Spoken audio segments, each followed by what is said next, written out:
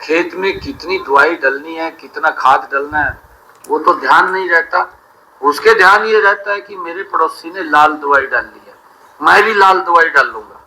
बस वो उस चक्कर के अंदर अपनी पैदावार बढ़ाने के चक्कर में कहीं ना कहीं वो ज्यादा खाद और दवाई का जब इस्तेमाल करता है तो उसका नुकसान ये बीमारियां पैदा करके हमारे शरीर के ऊपर पड़ता है। कैंसर जैसी भयानक बीमारियां वो बढ़ रही हैं। हमने इस मृदा जो स्वास्थ्य कार्ड है, भूमि की स्वास्थ्य की जांच का ये कार्ड बना है। ये हर 3 साल के बाद किसान की भूमि को जांच करके उसको कार्ड वितरित करते हैं। आज हमने ये निर्णय किया है कि हरियाणा प्रदेश के 40 लाख किसान भाइयों को ये कार्ड वितरित किए जाएंगे। उनकी जो मृदा स्वास्थ्य कार्ड है, जो उनकी भूमि का जांच परीक्षण है, उसको करके उनको 40 लाख कार्ड दिए जाएंगे ताकि वो अपने खेत के अंदर कितनी मात्रा में दवाई डालनी है, कितनी मात्रा में खाद डालना है, उसको लेकर के इसका लाभ उठा सकते हैं और सरकार उनको आगे बढ़ाने का, उनको बताने का काम करती है। मैं सभी किसान भाइयों को आज जो ये मृदा स्वास्थ्य कार्ड वितरण का आज शुभारंभ हुआ है, मैं हरियाणा प्रदेश के सभी किसान भाइयों को और जो हमारे एनहांसमेंट के अंदर जो लाभ लेने वाले लोग हैं उन सबको भी आज इस सारी स्कीम्स की जो लॉन्चिंग हुई है, इनकी मैं बहुत बहुत बधाई और शुभकामनाएं देता हूं। और जब लाभ मिलेगा तो उनकी पैदावार भी बढ़ेगी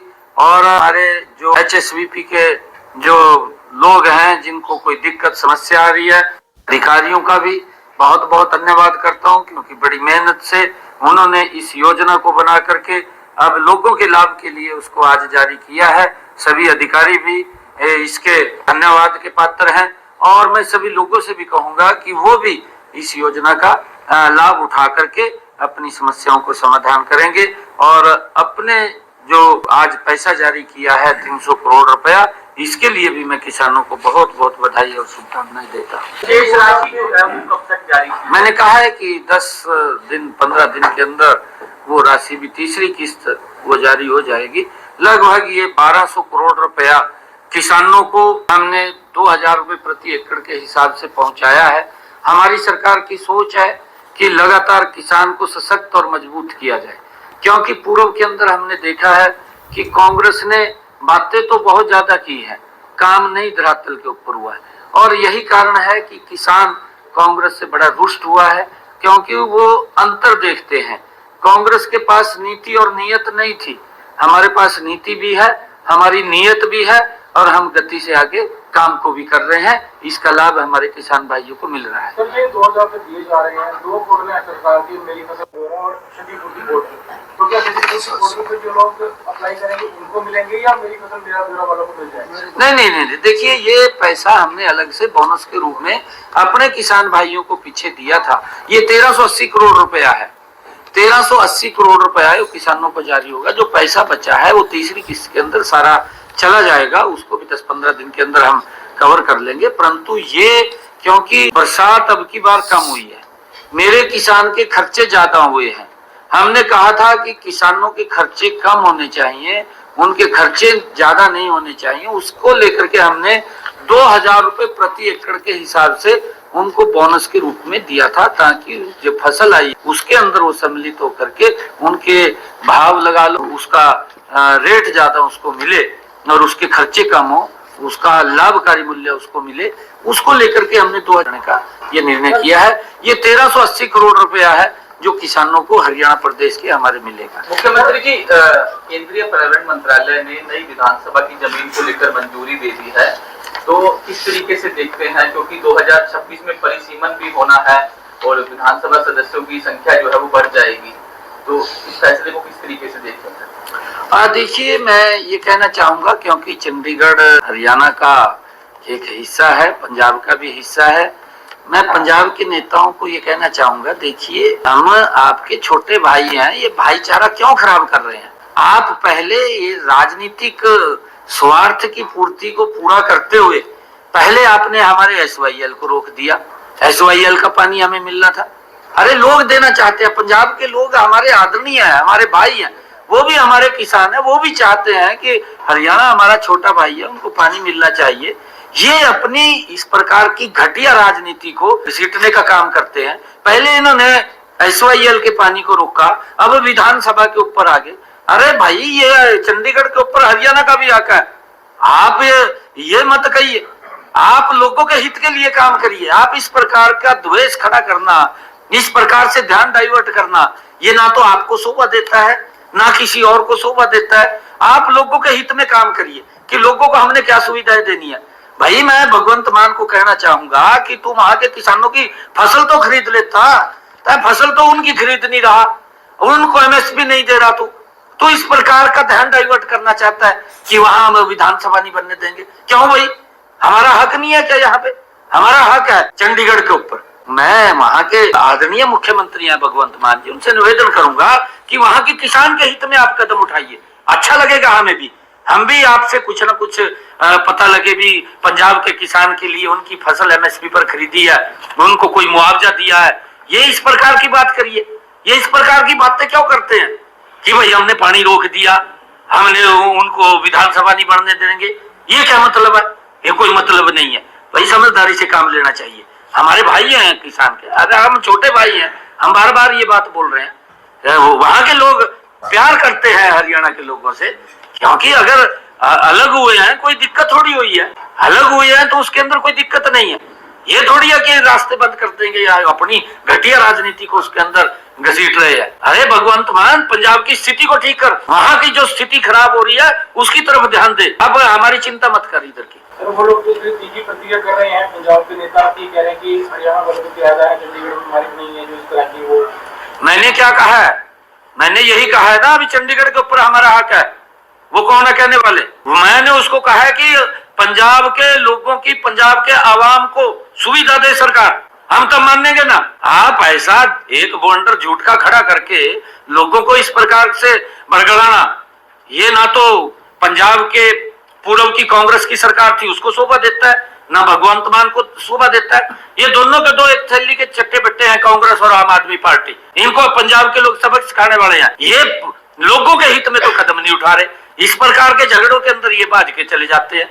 क्या कमाल कर रहे हैं ये भी। और हमारा एक साइट है MFMB, जिन भी किसानों ने उसको रजिस्ट्रेशन कराया है उन सबको हम पैसा दे रहे हैं 2000 रुपए प्रति एकड़ के हिसाब से। 1380 करोड़ रुपया हम किसान को दे रहे हैं। देखिए, अच्छा लग रहा है ना कि हम किसान को, बरसात कम हुई है, 2-2 हजार रुपए दे रहे हैं। भगवंत मान क्यों नहीं दे रहा? अरे किसान की स्थिति सुधार, इन चक्रों में न पड़, गलत चक्रों में पड़ रहा है, उनको गलत चक्रों में पड़ रहा है। आप किसान की वहां की स्थिति, वहां की फसल खरीदता है, वहां के किसानों को उसकी फसल का खराबा हो गया उसका मुआवजा दे दे। इतना ज्यादा कैंसर बढ़ गया वहां से, तो उसके ऊपर सोच ले कुछ ना कुछ। क्यों इधर उधर की बात कर रहे हैं? लोगों का ध्यान डाइवर्ट कर रहे हैं। PM किसान निधि का पैसा भी आने वाला है, जो 6000 रुपए दिए जाते हैं साल 2020, वो भी आने वाला है। हाँ, वो आदरणीय प्रधानमंत्री जी है, वो समय के ऊपर देते हैं, वो देते रहते हैं, उसका कोई वो नहीं है। जब समय होता है 4 महीने के बाद तुरंत किसान के पास पहुंचा देते हैं। और मैं आपको ये भी बता रहा हूँ कि हमने जो किसानों को दिया है ये हमारी सरकार का निर्णय था। हम किसान को देते हैं कि हमारे किसान की स्थिति सुधार हो।